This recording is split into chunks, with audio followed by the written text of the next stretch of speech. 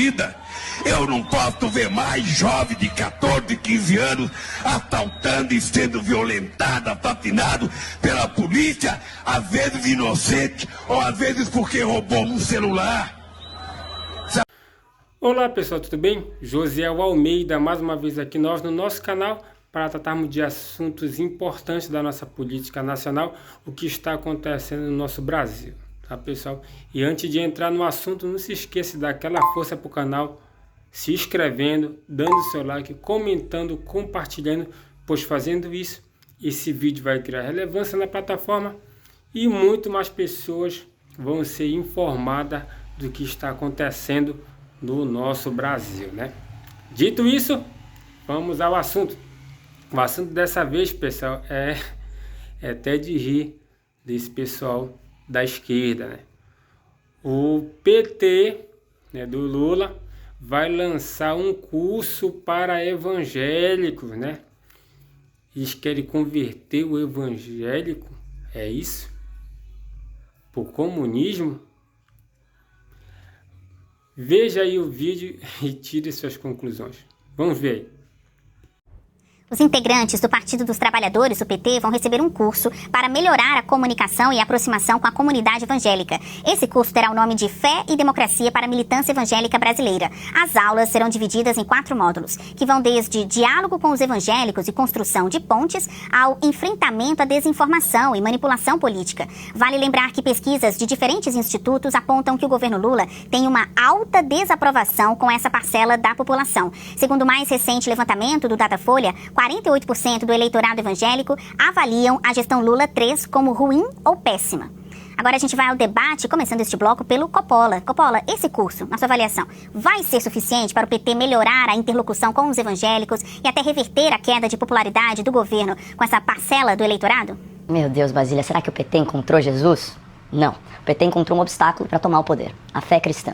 Segundo a pesquisa Datafolha de fevereiro desse ano, 3 em cada 10 evangélicos consideram o governo regular. E 5 em cada 10 evangélicos avaliam que Lula e seus apaniguados têm feito um trabalho ruim ou péssimo. Então, se o PT é temente a Deus, eu não faço a menor ideia, mas eu tenho certeza que o Partido dos Trabalhadores está com o coração quebrantado diante de tamanha rejeição pelo povo do Senhor. Mas será que é possível que um homem una aquilo que Deus já separou? Vamos ver. A maior liderança do PT é o senhor Lula da Silva, antigo hóspede da Polícia Federal, que foi condenado por corrupção de forma unânime por 10 juízes de direito em 3 instâncias da Justiça, antes que as suas ações penais fossem anuladas por ministros do Supremo Tribunal Federal.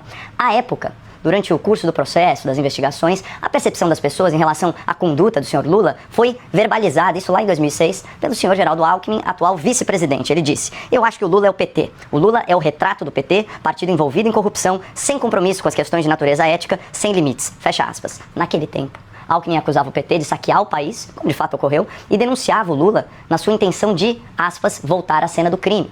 Então vamos ver como que a Bíblia caracteriza o culpado que é libertado e o inocente que é perseguido. Provérbios 17:15. Há 2 injustiças que o Senhor abomina: que o inocente seja condenado e que o culpado seja colocado em plena liberdade, como se justo fosse, especialmente se a sua culpa vier do pecado da corrupção. Jeremias 22:13. Ai daquele que constrói seu palácio por meios corruptos. Deuteronômio 16:19. Não aceite suborno. O suborno cega até o mais sábio. Judas, traidor, corrupto, quando tenta tirar do outro aquilo que não lhe pertence, sugerindo que fosse doado aos pobres, é descrito dessa maneira no Evangelho de João. Judas disse isso não pelo cuidado que tivesse com os pobres, mas porque era um ladrão e, tendo a bolsa com dinheiro de todos, tirava o que nela se lançava. Portanto, senhores, a Bíblia condena a corrupção a ponto de equiparar o ladrão com o assassino. Jó 24:14. De manhã o assassino se levanta e mata os pobres, mata os necessitados, e de noite age como ladrão. É assim que as escrituras descrevem quem rouba dos idosos, quem engana os vulneráveis, quem tira dos humildes. E aí eu lhes pergunto, quem é que faz isso no Brasil? Aliás, quais são os estados mais miseráveis do país e quem os governa? É aquela história. Quando o justo governa, o povo se alegra, mas quando o perverso está no poder, o povo geme. Finalmente, tem outro pecado que afasta Lula e o PT do povo de Deus e da palavra divina: o mau hábito da mentira. O Lula está flagrado em vídeo, se vangloriando de mentir para obter aí dividendos políticos, uma prática que, diga-se de passagem, ele mantém até os dias de hoje. Ocorre que o Evangelho de João, mais uma vez, denuncia que o mentiroso é filho do diabo e serve a ele. aspas, não se apega à verdade, porque não há verdade nele, e quando mente, fala sua própria língua. Assim Basília respondendo perentoriamente a pergunta: esse curso de fé e democracia para a militância evangélica brasileira não servirá ao seu objetivo eleitoreiro. Um partido manchado pela corrupção, comandado por um líder que faz da mentira um hábito, nunca, jamais encontrará abrigo entre o povo de Deus. Viram aí? Chega a ser até cômico isso, né? Não vai, pessoal, não vai. Por quê? Porque o evangélico em si, aquele que conhece a Bíblia, conhece os princípios cristãos, jamais vai cair num papinho de um evangélico de esquerda. Os que conhecem a Bíblia, né? Tudo isso que o jornalista Caio Coppola falou, já sabemos de qual é daqueles que leem a Bíblia, que conhecem um pouco da história, né, do comunismo, do socialismo, né?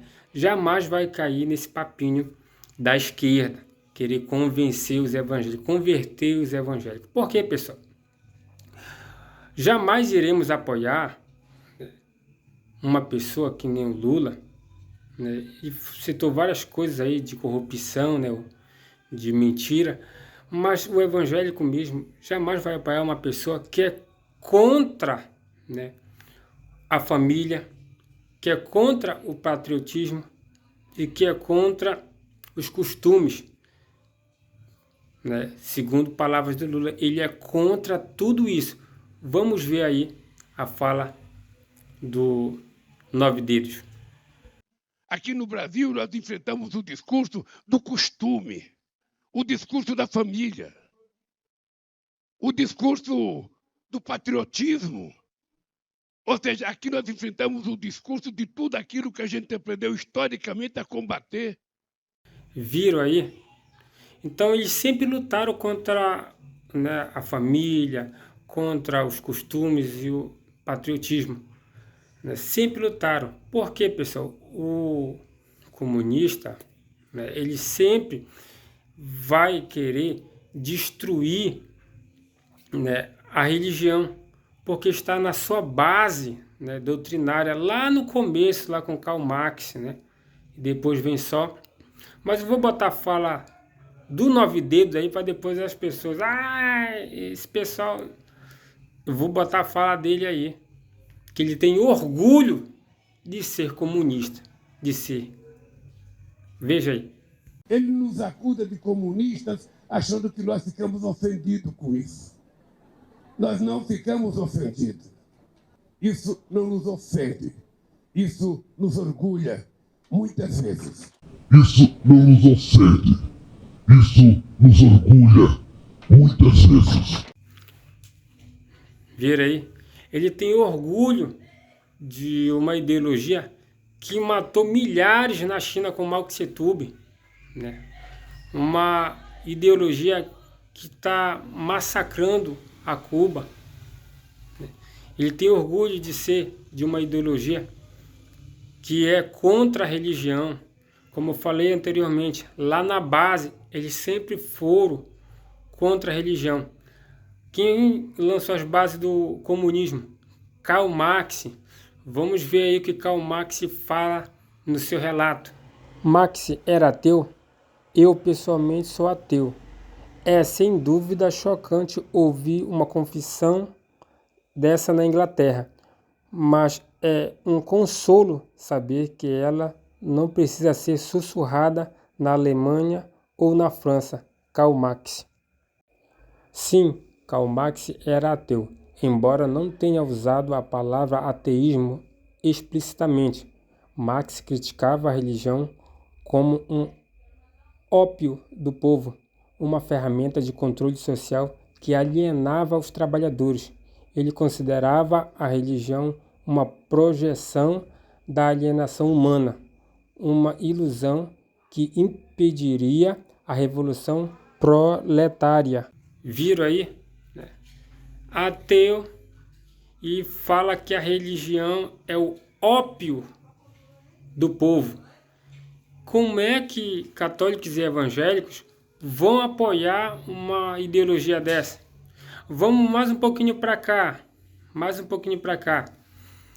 Antônio Gramsci foi discípulo de Karl Marx, né? Lê os escritos, veja o que ele diz aí sobre o cristianismo. O mundo civilizado tem sido saturado com o cristianismo por 2000 anos. É um regime fundado em crenças e valores judaico-cristãos e não pode ser derrubado até que suas raízes sejam cortadas. Antônio Gramsci. Viram aí? Jamais um cristão sensato, um cristão que conhece a palavra de Deus, vai ir por essas ideologias que vão contra a nossa fé. Jamais. Cristão que conhece a palavra de Deus, que tem a Bíblia como regra de fé e prática, jamais vai cair nessas ideologias que vão contra a nossa fé. Então, pode lançar curso, pode lançar o que for, né? Os evangélicos já abriram os olhos, né?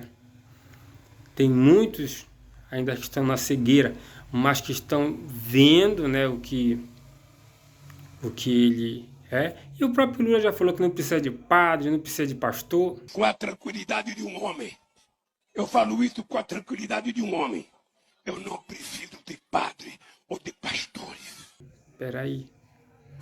Nós precisamos de pessoas que nos orientem espiritualmente, né? Nos dê uma palavra. Todo cristão, seja ele católico ou evangélico, tem, né, os seus líderes, tanto padres como pastores, como pessoas que de Deus, né? E ele mesmo já falou isso, né? Então, as bases dessas ideologias, jamais o cristão autêntico ele vai seguir, né? Vai seguir. E graças a Deus que muitos estão abrindo os olhos, estão largando essas ideologias e estão mesmo abraçando o cristianismo puro e simples. E como praxe, vamos encerrar esse vídeo com um versículo da Palavra de Deus. Versículo esse que se encontra lá em Oséias, no capítulo 4, versículo 6. O meu povo tem sido destruído porque lhe faltou conhecimento.